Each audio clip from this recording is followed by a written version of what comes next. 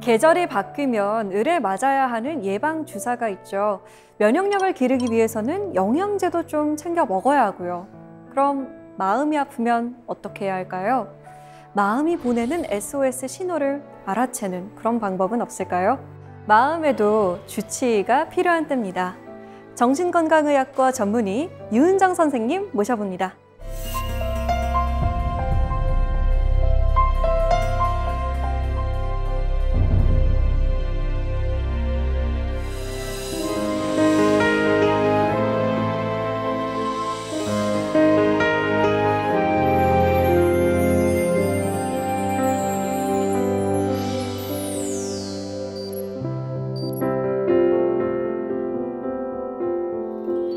네, 선생님 안녕하세요. 네, 반갑습니다. 네, 전 세계적으로 마음이 좀 공격받고 위협받는 때인 것 같아요. 근데 분명한 이유를 알면 그나마 좀 나은데 마음은 대체 왜 아픈지도 모르는 채 그냥 끙끙 앓는 경우도 있거든요. 네. 뭐 원인은 여러 가지 많이 있겠지만 네. 우리가 마음의 병이라고 해서 특별히 생각 안 했으면 좋겠어요. 신체의 질병처럼 일단 마음의 병이라는 게 뇌의 질환이기 때문에 네. 그것을 다르게 생각하거나 안 좋은 선입견을 갖지 않았으면 좋겠고, 일단 마음의 어떤 면역력 이런 것도 우리가 키울 수 있어요. 그렇기 때문에 마음의 단단한 근육을 키우는 법 오늘 알려드리도록 하겠습니다. 네, 선생님과 함께 마음이 공격받기 쉬운 상태는 어떤 상태인지, 또 내 마음을 괴롭히는 적의 정체는 무엇인지 한번 알아가 보도록 하겠습니다. 오늘 강연 잘 부탁드립니다.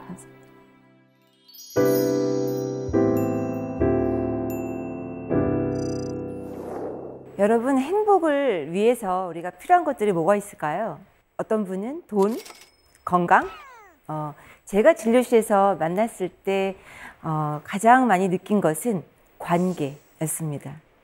그만큼 우리가 외로움도 많고 또 관계에 의한 상처를 많이 받는다는 것을 알 수 있는데요.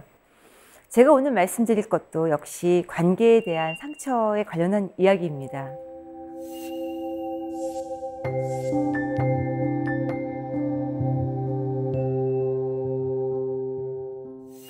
제가 진료실에서 가장 많이 듣는 질문 중에 하나가 저 정상인가요? 저 너무 예민한 거 아닌가요? 였어요. 제가 그분들의 이야기를 들어주면서 할 수 있었던 거는 사실 그분들의 편이 되어주는 거였는데, 이야기를 듣다 보면 진료실에 오는 분들은 피해자가 많았어요. 정말 그 사람들의 정서적인 어려움을 가져다 준 그런 가해자분들은 버젓이 집에서 잘 살고 있고, 저를 찾아오는 분들은 어떤 정서적인 착취를 당한 또는 억울한 심정을 가진 그런 피해자분들이 많이 정신과를 찾습니다. 그래서 그분들에게 제가 손을 잡아주며 당신이 예민한 게 아니라 정말 그 사람이 너무한 거다. 그 사람 이상하다. 당신이 그렇게 반응할 수밖에 없었던 이유는 그 상대의 문제 때문이다. 그 사람은 선을 넘었고 너의 정서적인 폭력을 가한 것이다. 왜 다른 사람과 똑같지 않으면 그것이 잘못된 거고 예민한 거고 내가 예상하는 반응을 해야 되는 건 아니다. 제가 여기서 말하는 것은 타고났을 때부터 좀 예민하고 감수성이 예민한 분이 아니라 상대방 때문에 내가 예민한 반응을 할 수밖에 없는 분들을 말합니다. 여러분, 코로나 때문에 많이들 예민한 분들 많죠. 마스크를 썼느냐 안 썼느냐, 당신이 왜 마스크를 제대로 쓰지 않냐, 열 측정을 안 하느냐, 이런 것으로 시비가 붙기도 하고요. 또 어떤 분들은 코로나 때문에 집에 있게 되면서 밖에 나가지 못하니까 너무 힘들다는 거예요. 아이들은 집에 있고 재택근무하는 남편 하루 세끼 밥 해주는 주부들도 많이 힘들겠죠. 또 학교 수업도 온라인으로 듣고 또 내가 평상시에 할 수 있었던 일상생활, 예를 들어서 영화를 본다든지 교회를 간다든지 백화점을 간다든지 하는 정말 사소한 일상조차도 제대로 할 수 없는 분들이 한 달, 두 달 지나면서 드디어 폭발하기 시작했어요. 나는 이렇게 해서 스트레스를 풀었는데 이것조차 못하다니 이게 말이 되냐. 왜 평상시에 할 수 있었던 운동조차 내가 못해야 되냐. 그래서 코로나 블루뿐만 아니라 코로나 레드, 즉 화병이 생기기 시작했습니다. 그러면서 집에 있는 분들은 서로에게 공격을 가하기 시작했고 오래 가족들이 머무는 시간이 많음으로써 갈등이 유발되기도 했죠. 근데 참 이상한 게 있는데요. 제가 기사에서 봤는데 외국의 경우는 코로나 때문에 이혼율이 급증했다고 해요. 싸우느라고. 평상시에는 갈등을 숨기고 낮에는 집에 없다가 밤에만 잠자고 이제 나가니까 크게 대화할 시간도 없어서 싸움에 이르지 않았었는데 갈등이 유발되는 상황들이 많아진 거죠. 자녀는 자녀대로, 남편과 아내는 남편과 아내 부부의 문제로. 그런데 우리나라는 유독 이혼율이 증가하지 않았다고 해요. 그래서 제가 그 기사를 보고 어머 왜 그럴까? 정신과 의사로서 항상 사회 현상에 저는 귀 기울이고 있기 때문에 왜냐하면 진료실에 정말 따끈따끈한 문제들을 들고 환자분들이 오시거든요. 고민한 끝에 제가 결론을 얻었습니다. 아, 우리나라는 시댁에 가지 않기 때문에 코로나 때문에 시댁에 더 이상 방문하지 않아도 되기 때문에 또는 가족 모임이 많이 줄어서 갈등이 유발되지 않는구나 라는 결론을 제가 얻었고요. 이건 여담이지만 코로나 때문에 그동안 관계가 어려웠던 분들은 오히려 좋다고 하는 분도 계세요. 코로나 때문에 살 것 같다. 물론 코로나가 좋은 일은 아니지만 코로나 때문에 마스크 뒤에서 내 표정을 숨길 수 있다. 또 누구에게 내 모습 보여줄 필요 없으니까 화장도 안 해도 되고 내 표정을 감출 수 있다. 또 정말 보기 싫은 사람, 저 사람 정말 회사 가면 꼭 마주쳐야 되는 상사인데 안 만나니까 너무 좋다. 재택근무하니까 살 것 같다. 심지어는 학생들조차도 학교에 가면 친구들 신경 쓰느라 스트레스 받는 10대들은 오히려 온라인 수업이 더 편하다. 디지털 세대니까 너무 편한 거예요. 이렇듯 우리가 얼마나 쓸데없는 곳에 에너지를 많이 낭비하고 특히 직장인들은 불필요한 미팅이나 회식, 심지어는 출장조차도 하지 않아도 회사가 잘 돌아가는 것을 보면서 원장님, 저 정말 회사에서 그동안 너무 쓸데없는 에너지 낭비했던 것 같아요. 사람들한테 예민해지고 사람들에게 상처받고 이러면서 얼마나 시간이 많이 흘러간지 모르겠어요. 에너지가 회사 일에 집중돼야 되는데 지금 정말 너무 편해요. 라고 이야기하는 분들도 계셨습니다. 정말 코로나가 만들어준 관계의 역설이 아닐 수가 없습니다. 물론 코로나가 주는 관계 단절 때문에 혼자 사는 분들 너무나 외로움이 많죠. 정말 SNS나 전화 외에는 다른 사람을 만나지 못해서 영국에는 외로움 장관이 생기기도 했다고 합니다. 어떻게 하면 독거노인이나 혼자 사시는 1인 가구들의 외로움을 해결해주는 정책을 마련할까? 이런 것 때문에 선진국에서는 외로움을 해결해주는 장관이 생길 정도였으니 말 다 했죠. 우리나라도 예외는 아닙니다. 1인 가구가 정말 30% 이상 통계가 나오고 있죠. 여러분, 가족들과 같이 산다고 외로움을 덜 느낄까요? 우리가 식구들이 모여도 저녁을 먹고 나면 각자의 방에 들어가기 쉽죠. TV조차도 요즘에는 유튜브가 대체하고 있고 SNS가 대체하고 있기 때문에 거실에서 온 가족이 채널 싸움을 할 일이 없습니다. 그만큼 가족들이 함께할 시간이 줄어들면서 외로움을 느끼기는 가족이 있는 분들도 마찬가지라는 거죠. 여러분의 관계가 공허하다면 생각해 볼 것들이 여러 가지가 있는데요. 제가 진료실에서 만난 분들은 이런 얘기도 해요. 20년 같이 살면 뭐예요? 이불을 같이 덮고 살아도 제 속마음은 저희 남편 전혀 이해하지 못해요. 여러분이 새벽 2시에 악몽을 꾸거나 몸이 아프거나 너무나 외로움에 눈물을 흘리면서 잠이 깼다고 가정해 봅시다. 만일 그때 내가 소통하는 사람이 없다면 당신의 관계는 굉장히 공허한 것일 겁니다. 관계가 공허한 이유 중에 또 하나는 내 주변에 있는 사람이 과연 나를 진심으로 위하는 사람일까? 그것이 가족이거나 절친이거나 회사 동료거나 심지어는 자녀나 부모조차도 과연 나를 위해서 이야기해 줄 수 있고 이야기를 들어줄 수 있는가를 한번 생각해 보아야 합니다.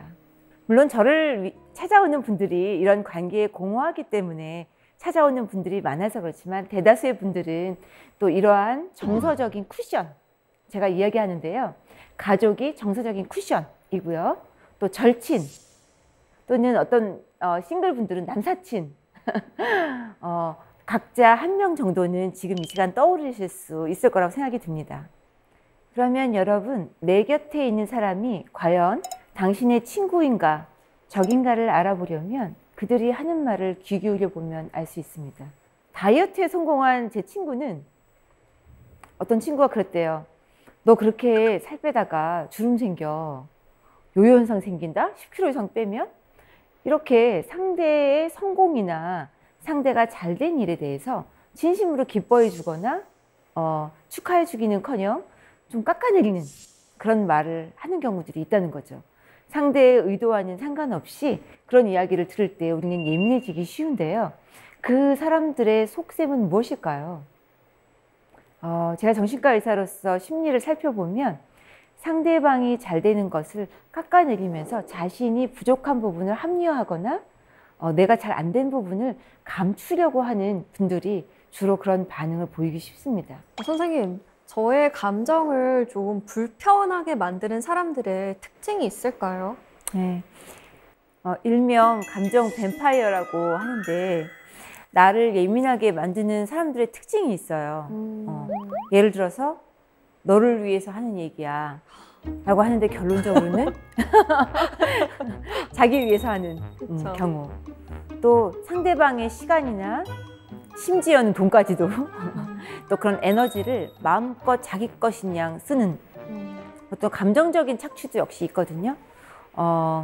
상대방을 진심으로 축하해 주는 것이 아니라 조금 깎아내리는 듯한 하는 행동? 왜 우리 어떤 사람 만나면 왜 기빨리는 듯한 느낌 받는 분들 있잖아요. 네. 그러면 왠지 만나고 나서 돌아오는 길에도 기운이 빠지고 뭔가 기분이 언짢은 네. 이 이상한 불편한 감정은 뭐지?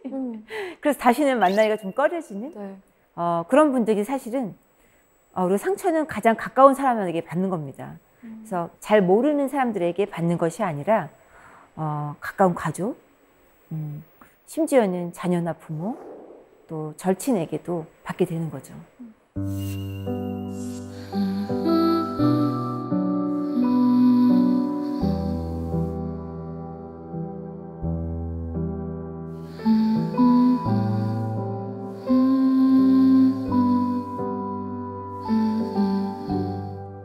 여러분이 예민해질 때는 언제예요?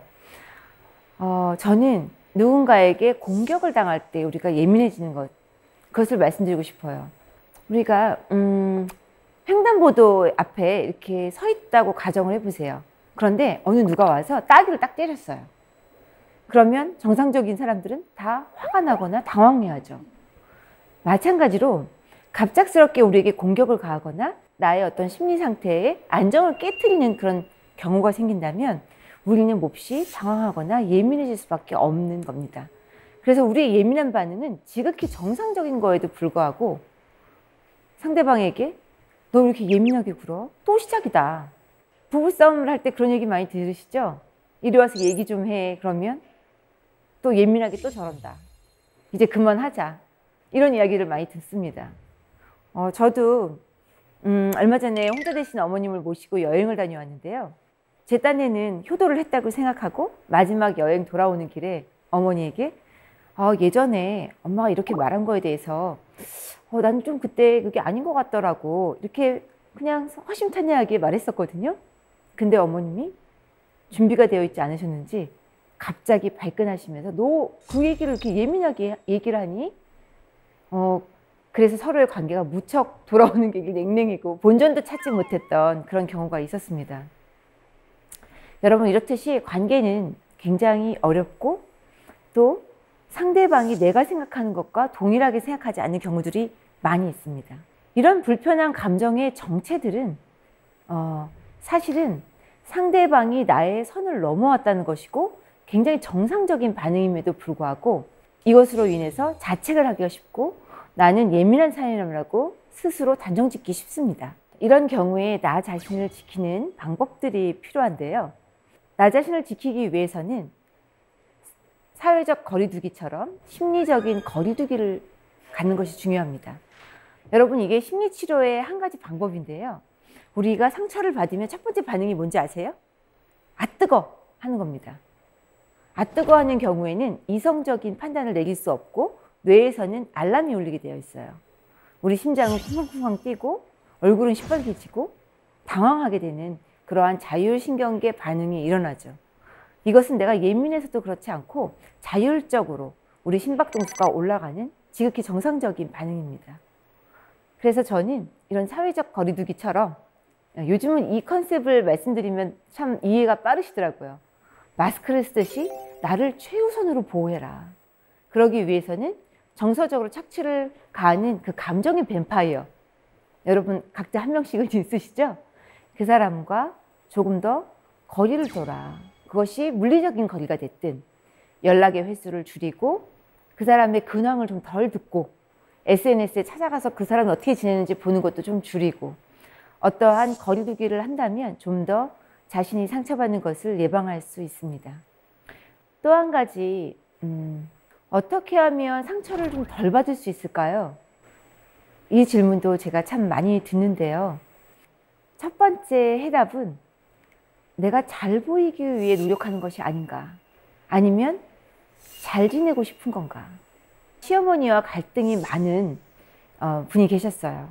그분은 시어머니가 전화하면 심장이 두근두근해서 살 수가 없었어요. 전화벨만 울려도 마치 조건 반사처럼 가슴이 뛰는 거예요. 그래서 어느 날 전화로 김치 좀 해와라. 김장이 했니? 좀 해갖고 와라 하신 거예요. 근데 이분은 갑자기 너무나 그것이 하기 싫었던 거예요. 근데 잘 보이고 싶은 마음에 억지로 그것을 해야 되나요? 아니면 하지 말아야 되나요? 이 갈등 때문에 정신과를 찾아온 분이 계셨습니다. 요즘은 이러한 사람들과의 관계에서의 어려움 때문에도 상담을 하러 오시는 분들이 있는데요. 사실 우리는 대수롭지 않게 생각할 수 있죠. 아니 뭐 그냥 해가면 되는 거 아닌가? 근데 그분에게는 전화벨 소리만큼 두려운 게 없는 거예요.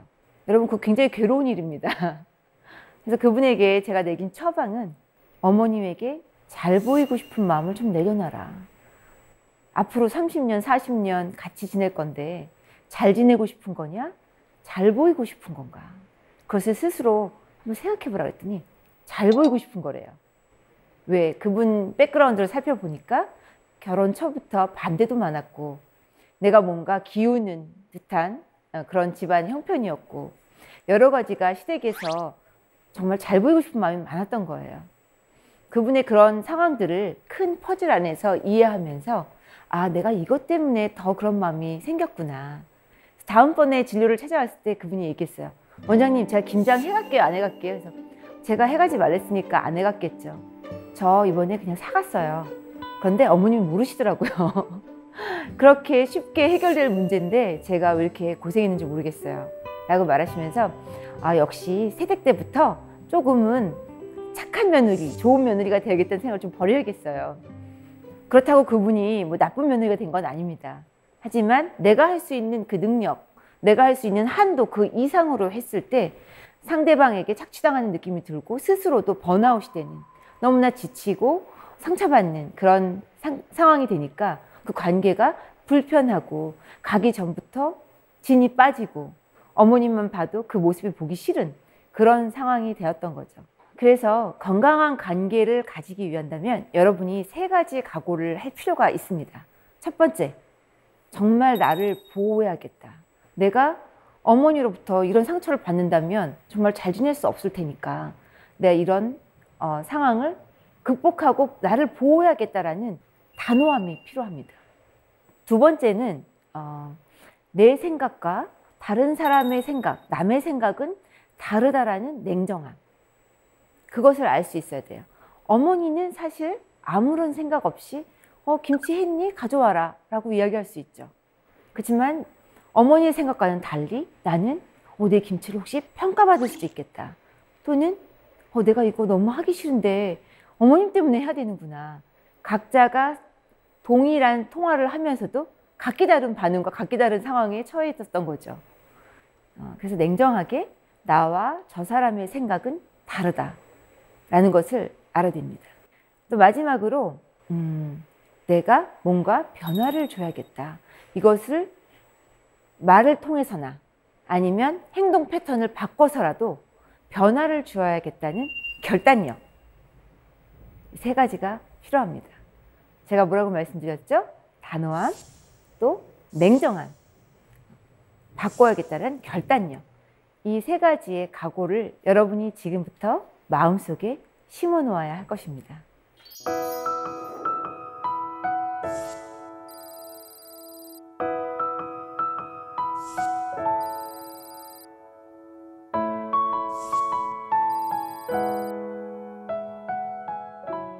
여러분 여기까지 이야기를 들으시고 아, 나를 상처 준 그 사람, 가족 중에 누구 생각나시죠?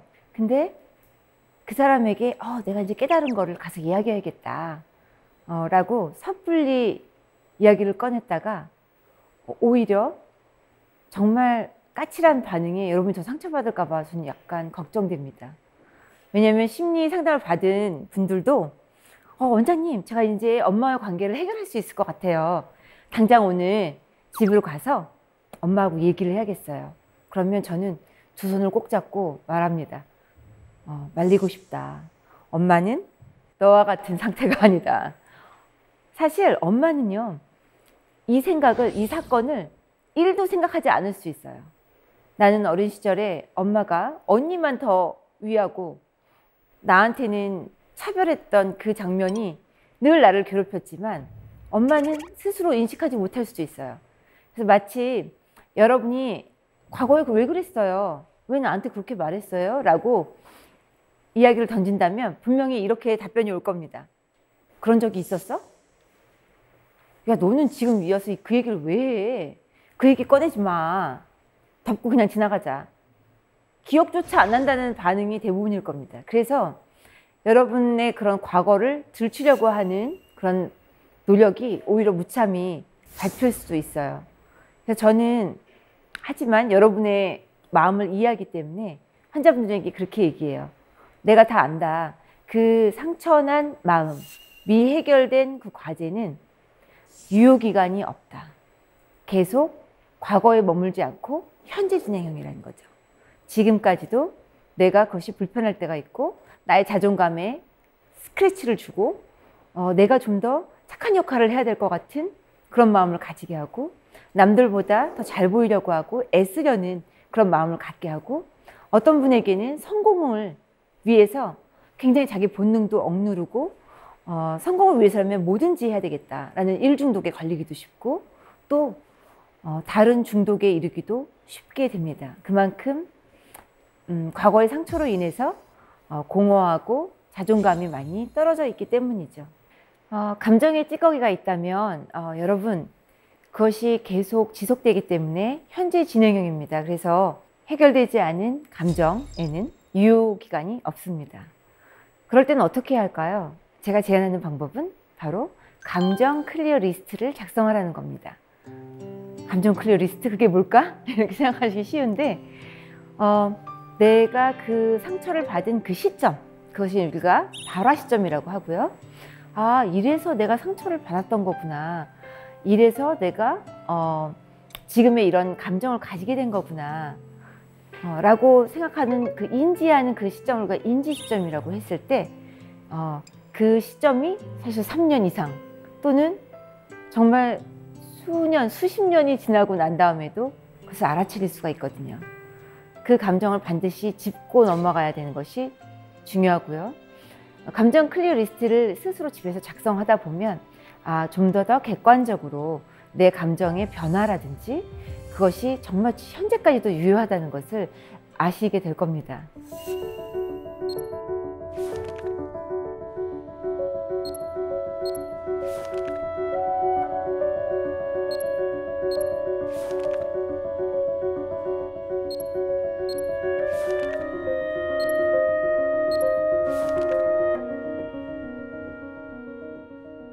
여러분 한때 자존감이라는 단어가 굉장히 유행이었던 적이 있습니다. 그리고 자존감이라고 하면 우리가 마치 성적을 올리듯이 막 어떤 팁을 얻어서 자존감 향상법, 자존감 향상 프로그램 이런 걸 통해서 마구 점수를 올려야 되는 건가? 그렇다면 점수가 올라가지 않는 사람들은 더 좌절하게 될 거고 그로 인해서 더 자존감이 떨어지는 것을 발견했어요. 그래서 저는 저희 병원에서 자존감 파티라는 걸 합니다. 너도 자존감 낮고 나도 자존감 낮다. 그러니까 우리는 서로 이것을 그냥 기뻐하자. 우리가 이것을 기념하자. 서로가 자축하자. 우리는 자존감이 낮지만 그런 낮게 된 이유들을 우리가 찾아보고 그 있는 그대로의 모습을 서로 인정해 주자. 이런 맥락이에요. 이제 그 환자분들이 집단으로 서로 이야기 나누는 거에 제가 참석을 하게 됐는데 너무나도 이야기를 잘 하시는 거예요. 정말 카페를 빌려서 했는데 카페 문을 닫아야 되는데도 이야기가 끊이질 않는 거예요. 아, 그만큼 내 이야기를 진솔하게 할 곳이 없구나. 그래서 제가 물어봤어요. 처음 보는 사람인데 생전 어떻게 이렇게 얘기를 잘하세요? 그랬더니 저는 딱 그러는 거예요. 원장님, 여기 그 얘기 하려고 모인 거 아니에요? 내가 친구나 절친에게도 얘기 못해요. 왜? 나 창피해서 그런 얘기 끊이지 못해요. 가족에게도 얘기 못 꺼내요. 왜? 걱정할까 봐. 또 동네 엄마들한테 얘기하면 소문나요. 회사에서 얘기하면요 큰일 나죠. 회사에 상담실이 있어도 저희 못 가요. 인사에 지장이 있을까 봐요. 제가 느꼈어요. 아, 이렇게 내 이야기나 어떤 나의 약한 면을 드러내는 것이 참 힘든 사회구나. 우리가 무조건 성취, 남에게 장점, 또 스펙 이런 걸로만, 심지어는 자존감까지도 우리가 무장을 해야만 각자 도생의 시대에서 살아남을 수 있는 거구나. 참 마음이 안타까우면서 제가 힘들지만 자존감 파티를 계속 지속해야 된다는 생각을 굳게 했었습니다. 그렇다면 자존감이라는 게 뭘까요? 저는 이렇게 말씀드리고 싶어요. 상처를 튕겨낼 수 있는 단단한 마음의 근육. 우리 유리 멘탈은 어때요? 누가 말 한마디만 던져도 마음에 파바박 와서 꽂히죠. 어떤 분은 너 살찐 것 같아. 이 말 한마디에 정말 하루 종일 너무나 우울하고 체중을 재봐서 1kg가 올라가면 그 하루가 너무 힘들고 1kg 빠지면 날아갈 듯이 기쁘다고 그래요. 자신감이 막 생기고 옷을 입어도 뭔가 막 한 10kg가 빠진 것 같고 그 정도로 우리가 굉장히 작은 사소한 거에도 일희일비하는 그런 유리 멘탈을 가진 분들이 있죠. 또 한 가지는 자존감의 또 다른 정의는 나를 긍정하는 것. 여러분 긍정한다면 무슨 생각이 드세요?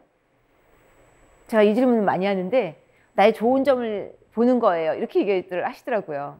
근데 나를 긍정한다라는 뜻은 여러분 장점과 단점 모두 있는 그대로 수용한다는 겁니다. 그냥 나 자신, 나 유은정, 나 누구누구가 어떤 사람인가, 어떤 장점과 어떤 단점을 가지고 있는가, 나란 사람은 어떤 사람인가 잘 모르시겠죠? 잘 모른다면 오늘부터 옆 사람에게 물어보세요. 내 장점은 뭔 것 같아? 여보, 내 단점은 뭔 것 같아? 그러면 아마 상대방들이요 기다렸다는 듯이 이야기를 아마 할 겁니다. 너는 이래서 문제고 너는 이래서 문제야. 그러면 상처받지 말고 객관적으로 그 이야기들을 수용해 보세요. 자존감이란 바로 이렇게 나 자신을 먼저 알고 있는 그대로의 모습을 인정하고 받아들이는 것. 이것부터 시작하는 것이 자존감입니다. 자존감이라는 용어를 들으면 여러분 그냥 모호한 심리라는 것이 모호하잖아요. 그냥 공중에 떠다니는 것 같고 굉장히 어려워 보이는데 저는 그런 것을 굉장히 싫어합니다. 그래서 자존감을 제가 마음의 근육으로 비유했는데요. 여러분 운동을 위해서 얼마나 우리가 열심히 운동해요. 근육을 생기게 하기 위해서 피트니스 가고 정말 하기 싫어도 1시간, 2시간씩 운동하잖아요. 마음의 근육도 마찬가지입니다. 내 의지와는 상관없이 내 의지는 내 생각은 굉장히 부정적인 것들이 많고 상대방의 영향을 받기 쉬운데 그것과는 역행해서 좀 더 다른 방법으로 생각하고 좀 더 긍정적으로 나에게 메시지를 전달해주고 좀 더 유리한 쪽으로 선택을 하고 이러한 노력을 하는 것이 바로 마음의 근육을 키우는 운동인 거죠. 그래서 마인드 피트니스라는 개념이 이제 생겼죠. 여러분이 의아할 수 있는데요. 아니 그러면 유리한 선택을 안 하는 사람도 있는가? 많습니다. 저를 찾아오는 분뿐만 아니라 저 역시도 또 이 방송을 보시는 분들도 나에게 유리한 선택을 하지 않는 분들이 많아요. 우리가 머리로는 알아요. 이것이 나한테 해로운 것을. 그렇지만 우리가 포금을 하기도 하고 또 음주운전을 하기도 하고 심지어는 정말 시험이 내일 있는데 그냥 자빠지기도 해요. 내가 좋아하면 안 될 사람을 좋아하기도 하고요. 가까이 해서는 안 되는 친구를 가까이 하기도 하고 드라마를 한 편만 보고 끝내야 되는데도 밤을 새서 보기도 합니다. 이만큼 우리는요, 우리 몸에 해로운 것들을 선택하는데 참 익숙해져 있어요. 그래서 저는 자기 파괴적인 모든 행동을 좀 멈춰라 라고 말합니다. 그것이 꼭 뭐 자해를 하거나 자살 충동을 느끼거나 이런 극단적인 것 외에도요, 나에게 유리하고 나에게 도움을 주는 그 모든 무의식적인 행동을 멈추는 것, 그 행동을 하지 않는 것 역시도 자기 파괴적인 행동이 무의식적으로 일어나는 겁니다. 자존감이 낮은 분들이 특히 이러한 자기 파괴적인 행동을 하기 쉬운데요. 여러분 머릿속으로는 이런 생각하면 안 돼. 나 왜 이렇게 나를 비난하지? 너 이렇게 한심해. 너 그것뿐이 안 되니까 친구들이 너를 싫어하는 거야. 너 그러니까 인정 못 받아. 이런 생각이 그냥 수시로 머리 위를 지나가요. 제가 이거 표현을 뭐라고 하냐면 새가 머리 위로 지나갈 수는 있다. 그렇지만 새가 머리에 둥지를 트는 것은 막아라. 그렇잖아요, 여러분. 짹짹짹 하고 하늘에서 새가 내 머리 위를 날아가는 건 막을 수 없어요. 그죠? 생각도 마찬가지입니다. 생각이 스쳐가는 것을 막을 수는 없어요. 하지만 그 생각이 내 핵심 믿음을 좌지우지하는 둥지를 트는 것은 막게 할 수 있습니다. 그만큼 마음력이 키워지면 그것이 내 둥지를 틀지 않게 할 수 있는 건데요. 바로 거기서 중요한 개념이 자존감 안정성이라는 거예요. 저를 찾아오는 분들이 그래요. 원장님, 저 자존감 낮은 것 같아요? 높은 것 같아요? 마치 제가 자존감 충분히 높아요 라고 말해주는 걸 바라듯이 이렇게 질문을 하는데요. 제가 그때 말씀드립니다.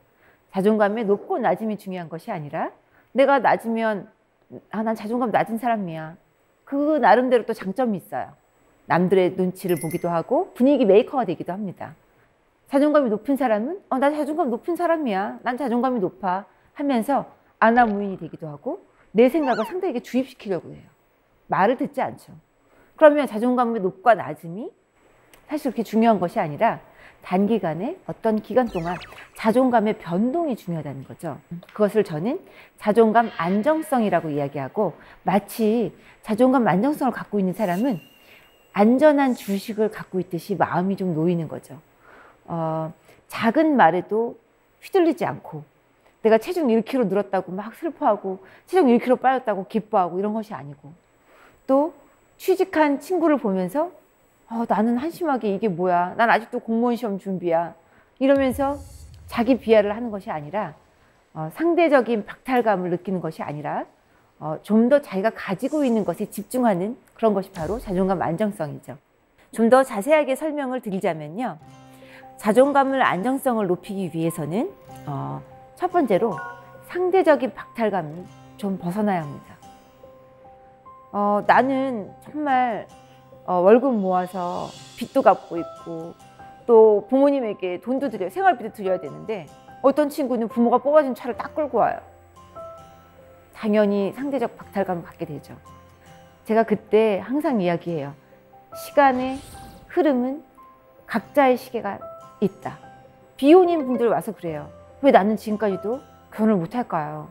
친구들은 결혼해서 애 낳고 잘 살고 있는데 나는 왜 이래요? 근데 잘 생각해봐. 지금 다른 친구들은 기저귀 갈고 있을 때 너는 주말에 영화도 볼 수 있고 누워서 SNS도 할 수 있고 마음대로 시간을 갖잖아. 가지고 있는 것에 집중을 해봐 라고 이야기합니다. 그래서 상대적 박탈감이란 공식이 이렇죠. 갖고 싶은 것에서 갖고 있는 것을 빼는 것이기 때문에 갖고 있는 것을 생각하면 할수록 우리는 박탈감에서 벗어날 수 있는 거죠. 지금 여러분 이야기 들으면서 원장님은 금수저인가 보다 저렇게 말할 수 있는 것이 실제로 진료실에서 저한테 그렇게 말씀하시는 분이 있어요. 원장님은 의사니까 그렇게 말하죠. 갖고 있는 게 많잖아요. 이렇게 말씀하시는 분이 있는데, 여기서 가지고 있는 거라는 것은 눈에 보이는 유형적인 것도 있지만 내가 가지고 있는 성품, 내가 갖고 있는 취미, 내가 갖고 있는 직업, 또 내가 갖고 있는 친구들, 여러 가지가 있어요. 오히려 제가 지적하고 싶은 것은 내가 가지고 있지 않은 것에만 집중하면서 자기 스스로를 괴롭히는 분들이 너무 안타까운 거죠. 진료실 대기실에서 이렇게 앉아 계신 분들이 저를 만나면 진료실에서 그래요. 아까 그 사람은 왜 왔어요? 너무 멀쩡해 보이던데. 저는 그러면 저는 당황해서 본인도 멀쩡해 보여요. 다른 사람에게는. 그러니까 사람들이 그래요. 내 것에는 집중하지 않고 굉장히 남의 것에 집중을 해요. 근데 사실은 내 것에 집중해야 남의 것이 보이지 않는 겁니다. 내가 어떤 사람인지, 또 나는 무엇을 잘하는지, 우리가 사실 너무나 바쁘게 살다 보니까 이러한 생각을 할 틈이 없어요. 제가 전업주부 상담하면서 가장 마음 아픈 것도 그런 거예요. 가족을 위해서 희생하고 또 결혼과 동시에 경력이 단절되면서 벌써 40대만 돼도 자녀들이 다 훌훌 떠나요. 이미 엄마하고는 말하기 싫어하고, 그러나 40대는 너무나 젊은, 아직까지는 여성이기를 원하는 그런 엄마인 거죠. 그랬을 때 그분들은 남의 것에 집중해요. 내가 차라리 저 동창처럼 그냥 직장생활 할 걸. 내가 너 키우다가 이렇게 됐어. 남편은 자기 일만뿐이 몰라. 나한테는 관심도 없어. 남의 것에 집중할 것이 아니라 제가 40대 주부들에게 이제는 나에게 집중해라. 내 이름으로 살 때가 됐다. 근데 현실적으로 경력이 단절된 것이 회복되기는 힘들죠. 저는 그럴 때 현실 타협적인 제안을 합니다. 돈을 위해서 일하는 것이 아니라 자아 성취를 위해서 일해라. 또 시간을 보내기 위해서, 내가 시간을 활용하기 위해서 시간들을 활용하다 보면 좀 더 자존감도 올라가고, 실제로 취미를 갖고 그 취미가 직업으로 연결되는 분들도 있었습니다. 그렇듯 여러분, 사고방식의 변화가 필요해요. 여러분의 편견은 뭔가요? 난 경력이 단절되면 다시는 돌아올 수 없다. 요즘 코로나라서 직업은 절대 가질 수 없다. 요즘 청년 실업난이니까 나는 직업도 없을 거야. 이런 어떤 생각의 고착을 벗어나야 되는 거죠. 회사에서도 마찬가지예요. 여러분 요즘 꼰대라는 말 엄청 많이 하는 거 아시죠? 그런데 저는 50대, 40대가 꼰대가 아니라 90년대생이라고 해도 누구나 꼰대가 될 수 있다는 말을 꼭 합니다. 뭐냐면 내 생각과 다른 것을 받아들이지 못하는 그 모든 생각. 기성세대는 기성세대 생각대로 나의 경험을 통해서 얻은 자산이 있어요. 근데 그것을 완전히 무시하고 저건 꼰대 생각이야. 구시대적인 생각이고 지금 전혀 나에게 도움이 되지 않아. 라고 생각하는 것 역시도 꼰대 사고라고 볼 수 있는 거죠. 물론 반대로 이런 식으로 해. 나 때는 이렇게 했어. 이런 식으로 자기가 하던 습관과 그러한 일하던 패턴을 강요하는 것도 문제겠죠. 그래서 기능의 고착화를 강화되면 누구나 꼰대가 될 수 있다는 것, 직장생활에서 꼭 말씀드리고 싶어요. 그래서 바로 사회생활 정서법이라는 말이 생겼을지도 모르겠습니다. 지혜로운 사회생활을 하기 위해서 바로 상대방의 마음을 헤아리고 상대가 나와는 이렇게 다른 특성을 가질 수 있다는 것을 이해할 필요가 있어요. 또 나와 다른 생각을 가진 사람에게 또 나에게 무리한 요구를 했을 때 그것을 선을 그어서 말할 수 있어야 합니다. 왜 우리 직장에서 또 호구가 있어요. 왜 나만 일해야 되죠? 쟤는 그냥 월급만 받아가고 나만 너무 고생하는 것 같고 야근은 맨날 저만 해요. 그러면 전 그래요. 한 번이라도 거절한 적 있냐? 그러면 거절하면 상사가 싫어하잖아요. 요즘에도 그런 친구들이 있습니다. 요즘 친구들이 엄청나게 칼퇴근하고 야근은 절대 안 할 것 같죠? 실제로 제가 진료에서 만난 분들은 꼭 그렇지는 않습니다.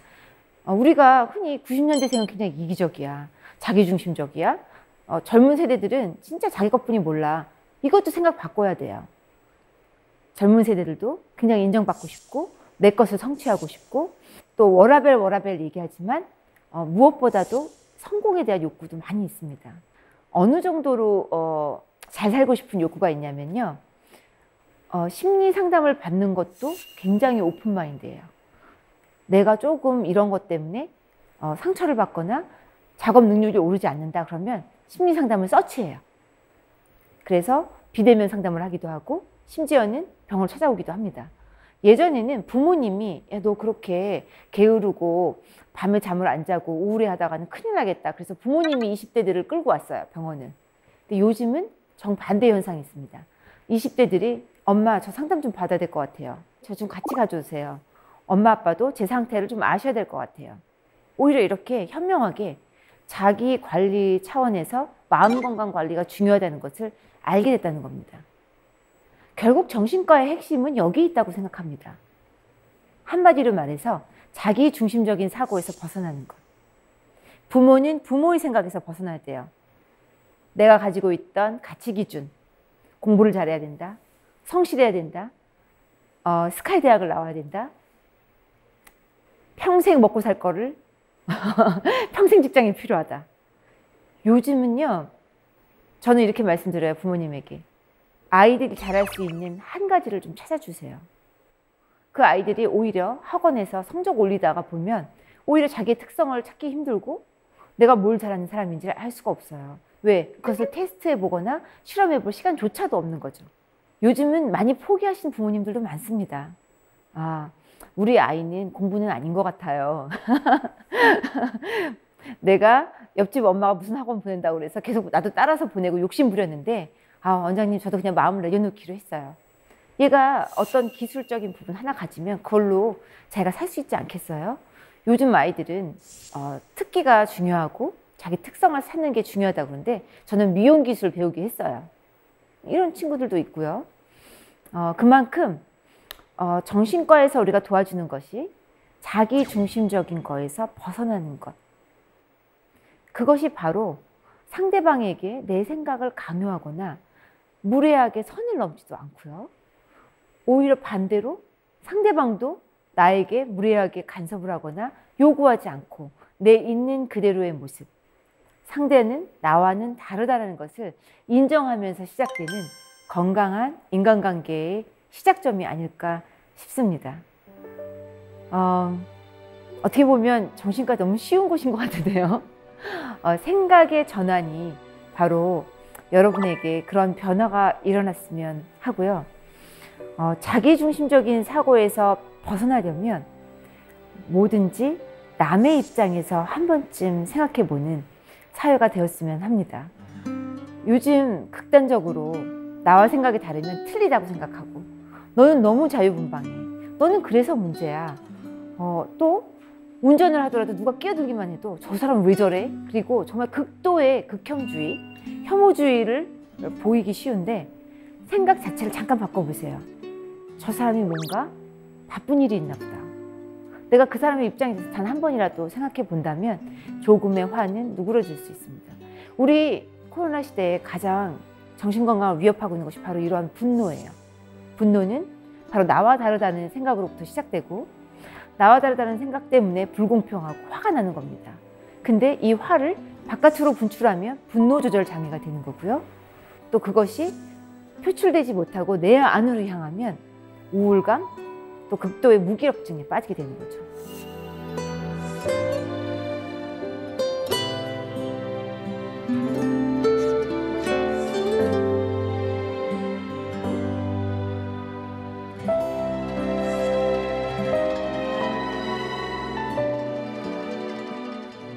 여러분 코로나 시대에 많이들 힘드시죠? 하지만 우리가 생각의 전환을 잠시 해보면 어떨까요?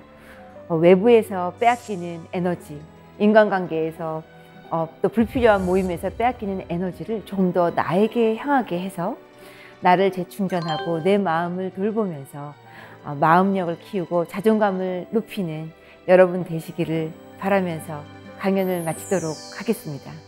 감사합니다.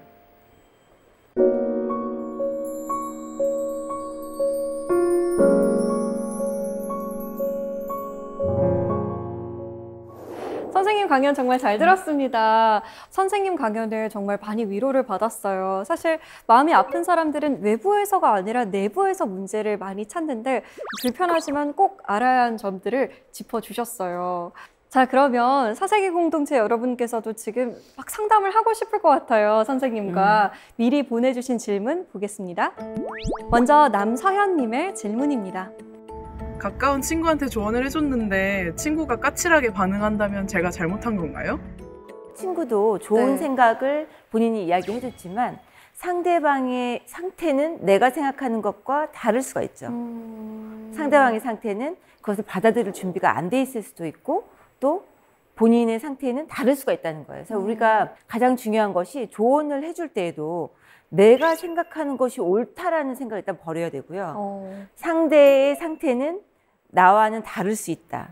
왜냐하면 반응을 보면 알 수 있거든요. 저도 환자분들 상담 많이 할 거 아니에요. 네네. 그러면 조언을 할 때 굉장히 조심스러워요. 죄송하지만 제가 이런 얘기 드려야 될지 모르겠는데요. 이런 얘기 해도 될까요? 혹시 정말 미안하지만 이 얘기는 좀 해주고 싶습니다. 라고 미리 전초전을 좀 해놓고 다른 상대방이 준비가 된 상태에서 이야기를 해야지, 아무리 좋은 이야기를 해도 타이밍과 상대의 상태가 좋지 않으면 그것이 까칠한 반응이 오기 쉽죠. 그러면 나는 좋은 의도로 이야기했지만 다시 한번 상처를 또 받게 되는 거죠. 그러네요. 자, 그럼 두 번째 질문 받아보겠습니다. 김민주 씨의 질문입니다. 상대방에게 무례한 말을 했다는 것을 깨달았다면 어떻게 사과의 말을 전하면 좋을까요? 어떻게 사과를 하는 방법이 또 따로 있을 것 같아요. 잘하는 방법이. 무례한 말을 했다는 것을 알아차리는 것이 참 대단한 분인 것 같습니다. 내가 실수했구나 네. 라는 것을 깨닫는 순간 보통 사람들의 반응이 어떤 줄 아세요? 어때요? 대부분은 자기 합리화하죠. 변명. 그럴 수 있었어. 어. 이러면서. 주저리 내가 이래서 말한 거야. 내가 이래서 이랬던 거야 라고 자기 합리화적인 변명을 하기 쉬운데, 사실 변명은 상대를 위한 것이 아니라 자기의 의를 위한 거죠. 자기 정당성을 나타내기 위해서. 그래서 저는 그냥 짧고 간단하게 I 메시지를 이용해서 이야기하라고 해요. 아이 메시지요? 네. 나는 그렇게 생각했는데 내 생각이 좀 틀렸던 것 같아. 미안하다. 얼마나 간결해요? 그러네요. 네. 변명도 필요 없고, 이렇게 사과를 했을 때 상대방의 반응은 거의 동일합니다. 아, 괜찮아. 나도 그렇게 생각해. 내지는 그런 사과를 받아들이지.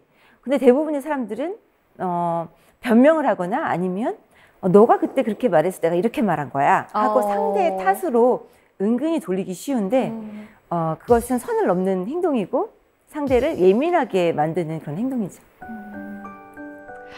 오늘 선생님의 강연을 들으면서 나에 대해서 좀 더 생각하게 되고, 또 상대방을 대할 때는 또 어떻게 대해야 되는지 한 번 더 생각해보는 계기가 된 것 같습니다. 오늘 강연 잘 들었습니다. 고맙습니다.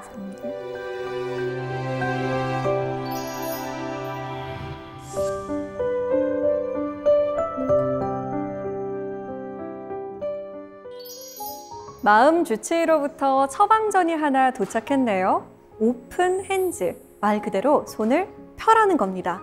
내 아이, 내 남편, 내 아내, 내 부모를 내 마음대로 하지 않으면 병이 나거나 화가 나는 옹졸한 마음은 아닌지, 내 뜻대로 해야 일이 제대로 잘 된다고 생각하는 마음은 아닌지, 지금 이 순간 내 손이 움켜쥐고 있는 건 어떤 마음일까요?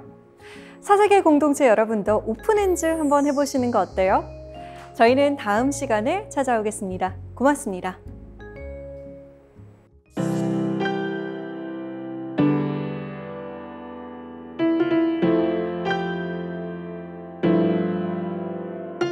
I'm okay any day when the leaves fall, when it rains, in my troubles, all my pain, because you love me.